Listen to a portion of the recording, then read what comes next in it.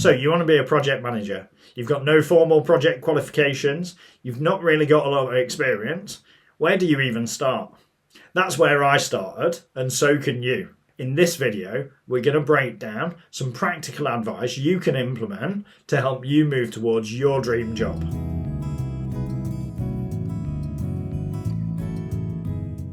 So first, we're going to talk about qualifications and experience. So there's a number of entry-level project management qualifications that you can spend time focusing on. So there's Prince 2 foundation level. There's also Association of Project Management, which also has some more entry-level courses, which allow you to get a bit of a taste for the core fundamentals of project management and give you a flavour of how you can implement that to start gaining a level of experience. The problem with courses is they cost money. And if you're maybe a student just leaving school or somebody who's earlier in the career and maybe your workplace doesn't offer support to do those sorts of qualifications, you might have to fund that yourself, in which case you might want to think about a slightly different route.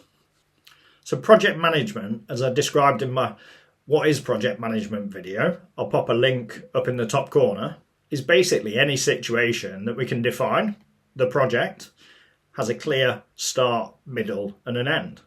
And if we take that principle and apply it to any workplace situation or any school project, college project, university project, we can start to carve out different types of projects, and it will allow us to carve out the experience that we might already have, and we can start to use that to continue to grow our experience and start to be able to describe it externally if we were lucky enough to get an interview.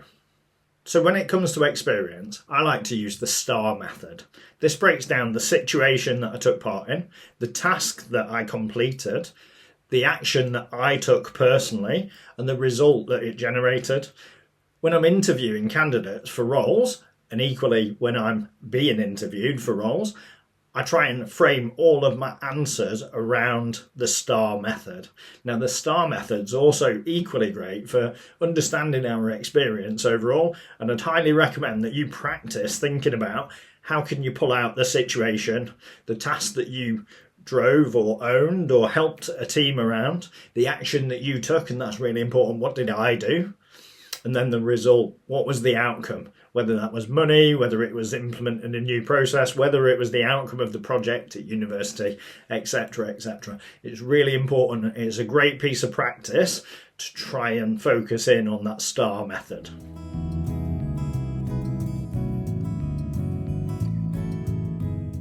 So, using the STAR method and thinking about our current existing experience will allow us to start changing our mindset and tailoring towards that project management approach, whereby I'm thinking about what's the thing that's got a defined start, a middle and an end.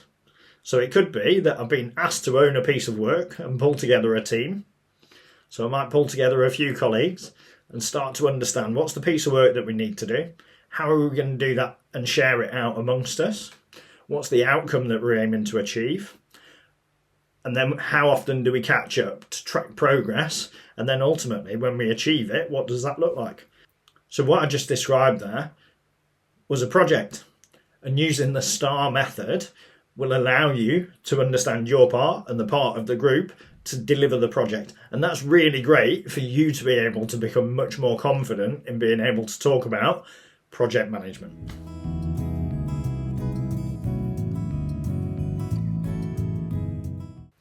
So in the route where you don't have any qualifications or experience, but you've got some experience that you think is similar, the best thing you can do is start to tailor your CV to pull out those STAR-based situations and patterns, but start to use the project language. So when you're earlier in your career, it's really important to think about those roles that you've done and the times that you supported the team to deliver those tasks, and start to break those out and demonstrate them in your CV. You can do that by repeating the STAR method, but just using some more gentle language that allows you to demonstrate what the outcomes were, but lightly describe the tasks. That means when you come in for an interview, you'll be able to give a much fuller picture of the situation, the task, the action and the result that you drove, whereas the CV is just a bit of a taste. Don't be afraid to use the same example even in your interview. That's perfectly normal. The CV gets you in front of somebody and sparks curiosity. You can repeat those things. That is your experience. You don't have to hide it. So once we've started to think about our lives currently as a project, it allows us then to do that CV tailoring that we've just described, and then it allows us to get more comfortable to be able to speak like that at the point that we are interviewed. And it's really worth spending some time when you do land an interview thinking about the sort of questions you might get asked, preparing some different types of examples for different situations. Maybe think about a time where something went well, maybe a time where something didn't go so well. Maybe it was a time where something was quite challenging and how you overcame those challenges, and start to think about that STAR method. Remember the situation that you were within, what's the context, what was the task that you undertook or the team was undertaking, what was the action that I took specifically, and what was the result that it drove. This is really important. I'm sorry, I'm going to keep repeating it. I promise you, it's absolutely golden. This is industry recognised approach for being able to describe yourself in a job interview. So once you start thinking like a project manager and you start describing yourself in those project situations, the practice for an interview is really important. So taking that time to describe some situations where maybe things went really well, maybe things didn't go quite so well. I love those ones. They're my favourite questions to ask. And I think you learn an awful lot more from things going wrong versus when things go right. Well, you still learn a little bit, but when things go wrong, they're the things that teach us massive lessons and stick with us for life. I've got many of those. I like to describe those as battle scars. Start to think about that STAR method. Start to plan out some answers that you might give. Make some notes. Take a notebook with you for the interview. All those things will really help you and set you ahead. They show your organisational skills. They show that you're being planful about being able to help answer their situation and their questions and help them as a business, because it's a two-way street. It's really, really hard at first to recognise yourself as a project manager if you're not already doing it. But if you've got the drive and the passion and the fact that you're here watching a video like this, and I'm sure you're watching some of the other channels on YouTube too, is a starting point. And as I said in one of my other videos, product-based planning, the hardest thing to do is to start. And that's the same for all of us in any situation.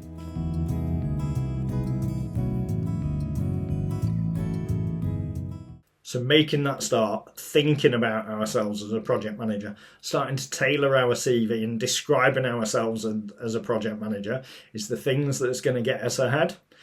You obviously can't just write, I'm a project manager on my CV, because you shouldn't lie. And you don't need to. You can be upfront and you can be honest, and you can set yourself apart by writing really strong covering letters, maybe reaching out to the recruiters directly, demonstrating your passion and ambition and why and what you're doing about it and what you're going after. When I first moved from a more clerical based role into a project management role, it took me a long time to do that, and I wasn't qualified. I didn't go to university. I didn't have the kind of really good education that really underpinned the foundations for project management. I had to carve out that path myself 100%, and it was really difficult, and it took quite a long time, but a lot of perseverance, really trying to hone my own personality and brand towards project management really helped me to set myself apart, and it really allowed me to connect with the people that were hiring in those different roles, and I was able to go in and demonstrate the value that I could bring.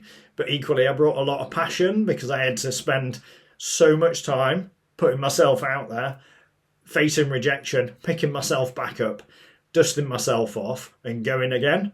And it gave me a level of perseverance that perhaps somebody who had the luxury of maybe a private education or, going straight into university, perhaps they were really well an academic, they might have had an easier path in. But for me, I didn't have that. I had to work extra hard. I've had the privilege of, an over 15-year career, working my way through some very, very complex and very senior project roles. And I'm absolutely proud of where I've achieved. You can achieve the same. Perseverance, continuing just to dust yourself off, resilience are all key factors to help you drive forward and get yourself to that place. If you set that goal, and I know it's super cliche, but if you set yourself that goal, you will achieve it. The only thing that's stopping you getting there is yourself. So be strong, push yourself forwards, do keep that mental resilience, keep your goal in mind, and just keep going and going and going. You'll get there. So it was a slightly different video this week. I hope you enjoyed it. So I'm Dave. I'm a senior program manager. I've got over 15 years experience delivering projects in many industries.